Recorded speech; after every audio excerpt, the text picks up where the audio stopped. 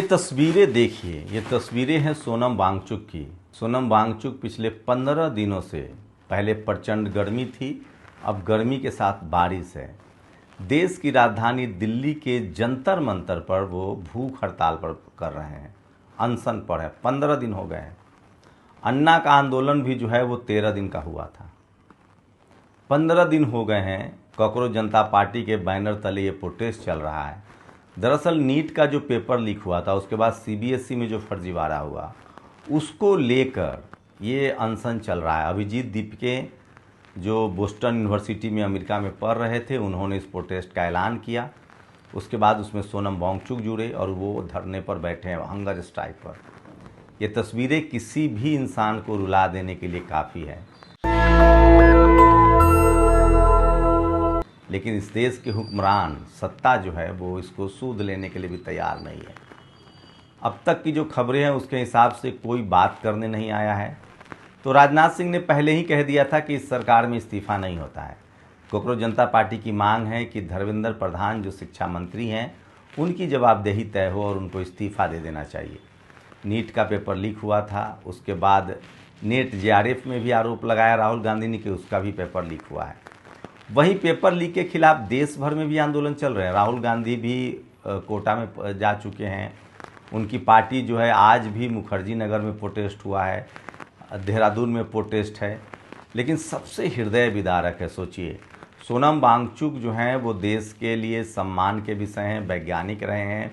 पर्यावरण का मामला हो, डिफेंस सेक्टर को मजबूत करने का मामला हो, उसमें वो अव्वल आते रहे हैं। सोचिए कि कभी बीजेपी के बहुत करीबी लोग में हुआ करते थे, लद्दाख के हैं, और अब वो पिछले 15 दिनों से धरने पर बैठे हैं। लेकिन सरकार में कोई नहीं ऐसा जो इसकी सूध ले। आप कल्पना कीजिए कि ये खबर टीवी अखबार पर भी आपको देखने को नहीं मिलेगी।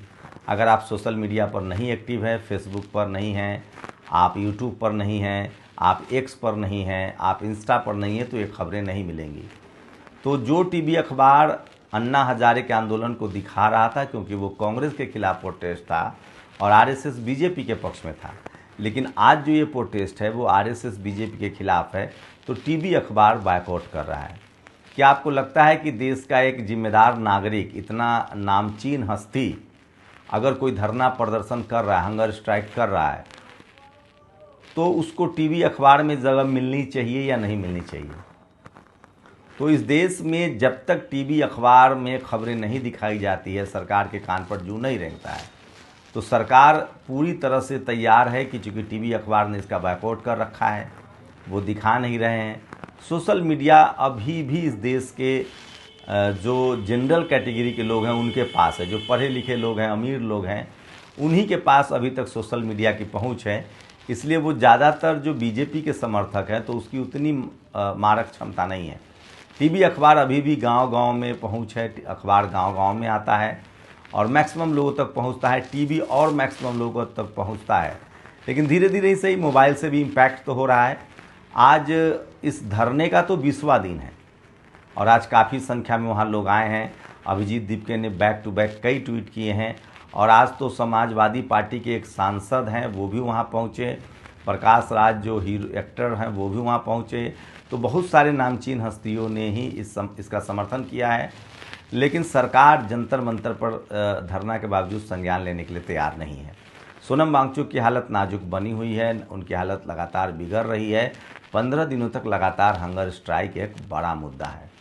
वहीं अब अभिजीत दीपके ने कहा है कि हम 20 जुलाई को, चूँकि संसद का मानसून सत्र शुरू होने वाला है, तो हम 20 जुलाई से फिर से धरना प्रदर्शन जारी भी रखेंगे और संसद मार्च करेंगे।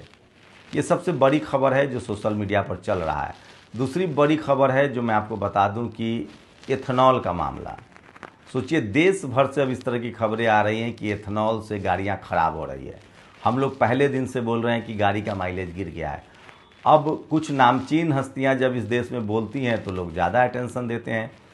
अब एक बड़े यूट्यूबर हैं, ब्लॉगर हैं, उन्होंने कहा है कि उनकी गाड़ी का जो माइलेज है वो लगातार गिरता जा रहा है। गाड़ी ख़राब होने की खबरें भी आ रही हैं, लेकिन अभी भी सरकार का ध्यान इस तरफ नहीं है। लेकिन मुझे लगता है कि इसको राजनीतिक मुद्दा भी है, पॉलिटिकल पार्टियां को बनाना चाहिए। अरविंद केजरीवाल दिल्ली में सड़कों पर निकले और उन्होंने जनता से रूबरू हुए पेट्रोल पंप पर जाकर। ज़्यादातर लोगों ने कहा कि माइलेज गिर रहा है, उनकी गाड़ियां खराब हो रही है। तो इथेनॉल भी जो है वो एक बड़ा मुद्दा बनता जा रहा है। और सोचिए, इथेनॉल भी सरकार कह रही किसानों को फ़ायदा हो रहा है, पता चला इथेनॉल भी अमेरिका से आ रहा है। तो क्या ये भी वजह है कि अमेरिका से चूँकि इथेनॉल आ रहा है इसलिए हम इस पर रोक नहीं लगा सकते हैं? सोचिए, जब दूसरे देश से इथेनॉल ही निर्यात करना है, आयात करना है, तो अब तेल आयात कर लीजिए, ये बड़ा सवाल है। तो खैर, इन सब खबरों पर टीवी अखबार में बहस नहीं होती है, और ख़ासकर जो जनरल कैटेगरी के बड़े पत्रकार हैं उन्हीं को पत्रकार माना जाता है। सोशल मीडिया पर भी बातचीत अब इससे कम ही होती है।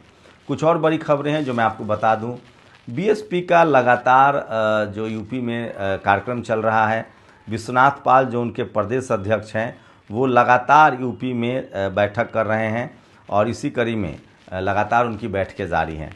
सपा ने कहा है कि जो मेरठ में जो दलित छात्रा के साथ जो अपराध हुआ है वो पीड़ित परिवार के साथ पूरी तरह से है। और क्या इस देश के ट्रेन में पूजा पाठ की इजाज़त दी जा सकती है? अभी हाल ही में एक हनीमून का भी मामला आया था। अब पूजा पाठ का मामला जो है वो सोशल मीडिया पर वायरल है। लोग पूछ रहे हैं कि क्या ये अलाउ है। दिल्ली के मुखर्जी नगर की तस्वीरें, ये खबरें मैं आपको इसलिए दिखाता हूँ क्योंकि टीवी अखबार नहीं दिखाएगा। मुखर्जी नगर में धर्मेंद्र प्रधान के इस्तीफे के लिए आज फिर लोगों ने मशाल जुलूस निकाला है, ये भी बड़ी खबर है। और सोचिए, एक बार फिर से यूपी के मथुरा में दलित समाज के बारात को, वाल्मीकि समाज के बारात को नहीं निकलने दिया गया।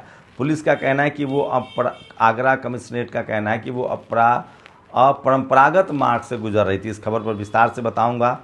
और लगातार मुसलमानों के साथ हिंसा जारी है। मंदिर का चंदा चोरी रोक पाने में नाकाम बजरंग दल जैसे संगठन ने मुजफ्फरपुर में अपनी हनक दिखाई एक प्रेमी जोड़े को। लड़के को समाज सुधारक ने बने बजरंग दल वालों ने पीटा क्योंकि लड़का मुस्लिम और लड़की हिंदू है। तो सोचिए, जिस देश में हिंदू में शादियों का विरोध है उस देश में अब धार्मिक उन्माद भी फैलाया जा रहा है। सोचिए, तो बजरंग, तमाम हिंदू संगठन, तमाम हिंदू कथावाचक जो हैं वो राम मंदिर चोरी पर नहीं बोले। राम मंदिर चोरी के साथ एक और बड़ी खबर है। बुटाटी धाम में 22 करोड़ के गबन का खुलासा है।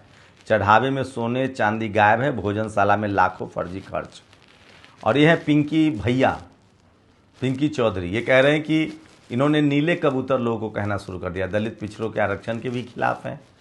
तो इसलिए ये कह रहे हैं कि कुछ वाल्मीकि समाज के और दलित समाज के लोग हमसे नाराज़ हैं, तो हम हिंदुओं को एकजुट करें। हमने लिखा है इनको कि कहो आरक्षण जिंदाबाद, रोटी बेटी का संबंध शुरू करो, हिंदू भाई भाई होगा। आरएसएस के मोहन भागवत भी बात कह चुके हैं। बलिया जनपद में एक और बड़ी खबर आ रही है। बलिया जनपद के रेवती थाना क्षेत्र के गाय घाट लाल टोल निवासी आदिवासी समाज के कामजी गौर की संदिग्ध परिस्थितियों में हुई मौत की मृत्यु का समाचार दुखद है।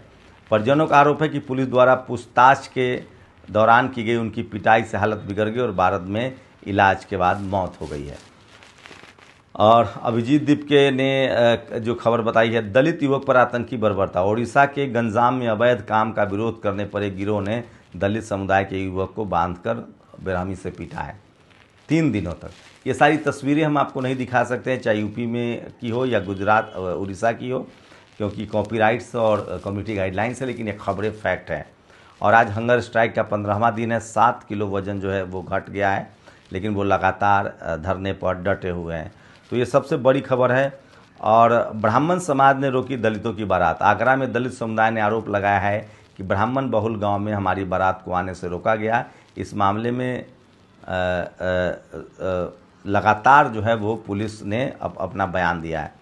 और तो सोशल मीडिया पर खबर है। वहीं इलाहाबाद में कांग्रेस ओबीसी के मोर्चा ने आज मशाल जुलूस निकाला। ये भी बड़ी खबर है जो सोशल मीडिया पर वायरल है। और सोशल मीडिया ही सच्चा मीडिया है, सोशल मीडिया ही बहुजन मीडिया है। ये तमाम बड़ी खबरें जो है आपको कहीं नहीं मिलेगी। तो ये वो खबरें हैं जो सोशल मीडिया पर आपको देखनी चाहिए। ये जनता से जुड़ी हुई खबरें हैं। और कुमारी मायावती जी के निर्देश पर जनपद सुल्तानपुर में आज बीएसपी के प्रदेश अध्यक्ष ने बड़ी बैठक की। मुकेश सहनी ने बड़ा आरोप लगाया है, जो बिहार के हैं वो लगातार यूपी में निषाद समाज की बैठक करना चाह रहे थे, प्रशासन उनको अनुमति नहीं दे रहा है। और सोचिए, गुजरात में 50% जो छात्र हैं वो 10+2 के बाद जो हैं वो आगे पढ़ाई छोड़ देते हैं, ये बहुत दर्दनाक खबर है। तो ये तमाम बड़ी खबरें हैं जो सोशल मीडिया पर वायरल है। आप लोग अपनी प्रतिक्रिया जरूर दीजिए, क्योंकि ये वो खबरें हैं जो कोई आपको और नहीं बताएगा। शुक्रिया। नेशनल दस्तक की आपसे गुजारिश है कि अगर इसको बचाना चाहते हैं तो नेशनल दस्तक को सब्सक्राइब करने के लिए रेड कलर के सब्सक्राइब बटन को दबाएं, फिर बेल आइकन की घंटी दबाएं। नेशनल दस्तक को बचाने के लिए बहुत जरूरी है कि हर खबर को शेयर करें, लाइक करें, कमेंट जरूर करें।